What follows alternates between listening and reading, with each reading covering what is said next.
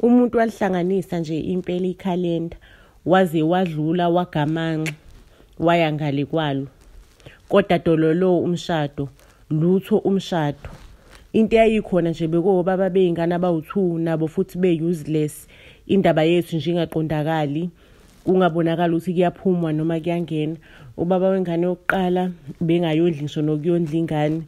Owesibili ubekaphonsa ngalolo langa akhumbule ngalo. Sengamiyela amakhothi ngamenze njani kwangaba nemehluko kwayifanela nje. Ngelinye ilanga ngisakuloso stress nje sokuthi angigane akekho umuntu nje ofuna oke nje alikhiphe ngomlomo wakhe athi ngizovela kini Saturday. Akekho ngisho noyedwa. Ngikusaloso siphithiphithi ke sokuxakeka ukuthi hayibo mase ngigugile mina ngeke ngibe nayo indlu yokugugela bakwethu izothiwa indaba yami ukuthi ebusheni bami bonke sengize ngiyaqeda ubusha lutho ukuthola umuntu oyimisele ngami. Ngahlangana nomunye usiso wawumngani kama before umadlule emhlabeni. Bebezwana kakhulu. Mina uma wangithola ngisasemncane ke nje. Lo sisi umuntu nje ngaba umngani nami naye ngaskima naye. Hayi ke lo sisi omngani kamama uveze phi igama lakhe. Angibuza ukuthi ha ukhamba kanjani ntombi yamngani wami. Umuhle kanje usuwashada na? Ngithi cha lutho umshado vela uqhamuki. Abantu nje bayafika bayaphuma empilweni yami. Babhizi uphithiphithi nje. Yena ngitshela ukuthi hayi ave jabulile sheme emendweni uhappy kufana nokuthi nje umuntu owini lotho ndlela la happy ngayo. Indoda yakhe emihola ithatha ikhadi imnikeze lona ithi iholile indoda mfazi imemezisa le egedini. Hayibo ngathuka ukuzwa leyo nto ke nje ngoba namadoda kuba njalo mesisanda kuhlangana. After that ayisekho nje lonto ukuthi kuphathwane kahle kubizwane ngomuntu nomama. Wase angitshela ke lo auntie lokuthi ikhona uMama eNgimuhambayo. Wathi ikhona uMama eNgimuhambayo ngathi ngiyalalela kangichazele ngalo mama ukuthi indoda yakhe izwa yena kuphela, ithandwa yena kuphela, iyayifela ngaye, ayisibuke esinye isiketi.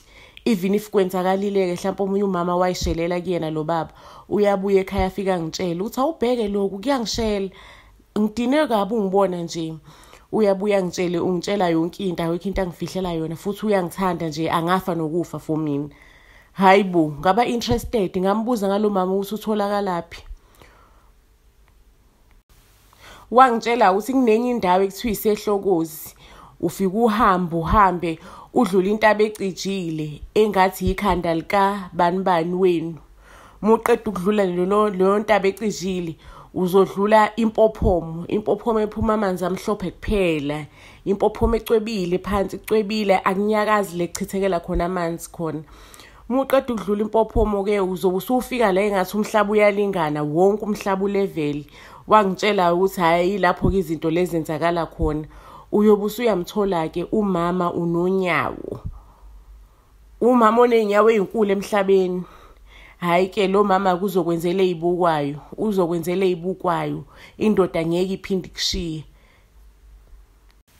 Lavelelwa ke isoke engalithola emva kokuthi ngihlangane nalo auntie omngani kamama.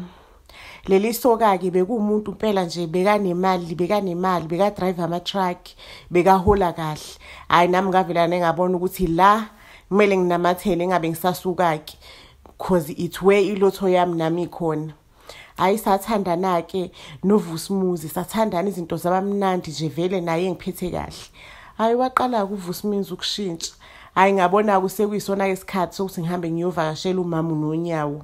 Hayi nami ngadlula ke lolikhandi licijile, ngadlula empophomeni, ngafika emhlaba yalingana, ngafika qathatha kulo mama. Akangicabanga kanje umama, wangicaba wangivuthula. Angisakhulumi ke ngasoka isitho sangasese, wasigcwaba wasivuthulula waphinde wasplastela. Hayibo angiyazi mina into enje. Ngabuya ke ekhaya, mengifika ekhaya emva kweinsukwana zashintsha izinto. Indoda ibisisinama ithi ngila. Ithi mama wekhaya yimi lo ngila. Hayibo angiyazi into enje. Mibuye emsebenzini vele igijima izendlini. Igijima aqala izingitshela ukuthi idlula ama robots ebomvu ijaha ukuthi izongibona. Angisayiphathi ke emsebenzini ingifonela every now and then. Imali ke yonke iletha la kumina. Eliqaleni ngiqale ngalithanda lothando. Ngalithanda ngoba uMama noNyawo shema hayi umsebenzi wakhe ubekawushayile indoda yami ngisho nange-weekend ibila ingangithandela into yokuthwa makube nje ibingakushaya nokukushaya mangabe kuwukuthi ukhuluma kambi ngami. Hayibo bengeve kumnandi uthando wenu emadoda. Phela mina bengingazi nokuthi indoda yami umuntu romantic. Ngakubona lapha ama-picnic ebeswahamba. Hayi ngasho ngathi umuthi kaMama uNonyawo hayi ushaya khona uyasebenza. Ayike ngelinye lamalanga ke indoda yami emsebenzini angisho iyangifonela every now and then. Nami bese ngithanda ukucikeka kancane kodwa ke phela bekumnandi ukuthandwa kodwa bese ku too much kancane. Hayi ngelinye lamalanga emsebenzini indoda yami angisho iyangifonela every now and then and i-drive ama-truck. Yabamba ifoni yangifonela. Angazi noma bisisemathandweni kakhulu umuthi kaMama neNyawo uyiphekile ngaphakathi uyitshela ukuthi ufonela umuntu wakho ibisisemathandweni kakhulu ya drive i-truck yawisa lonke ibuilding yavihliza ibuilding lalivohloka lasala limvuthuluka. Episode 2 uyalandela. Sicela usubscribe to our YouTube channel called Buzz SA. Uphinde ufollowishe our Facebook page called Buzz SA. Thank you very much.